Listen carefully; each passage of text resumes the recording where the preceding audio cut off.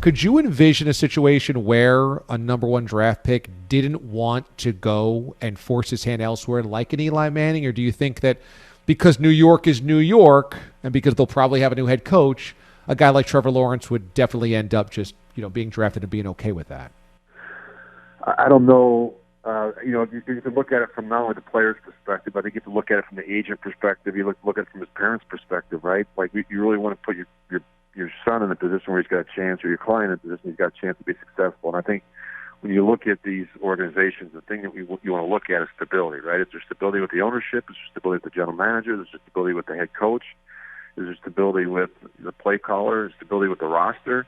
And I'm not so sure you can make that argument with the Jets. You don't know if the head coach is going to come back. You don't know how many more, head coaches the general manager is going to get to hire. That to me is not a good situation. It's not just whether Trevor Lawrence is ready to play right away, which I think he is. It's also, is the team ready for a young quarterback? In other words, do we have a good offensive line? Do we have a good running game? Do we have talented players on the perimeter? Do we have a good defense that we can hang our hat on? And the answer to all those questions is really, no.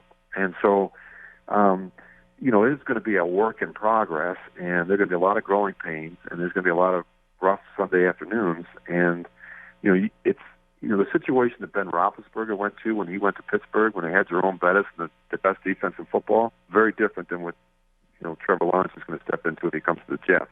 The situation that Joe Flacco went to when he went with the Ravens. They had a good offensive line, established running game, Ed Reed, Ray Lewis, and top defense. I mean, that's a different situation than stepping into the situation there in New York with the Jets.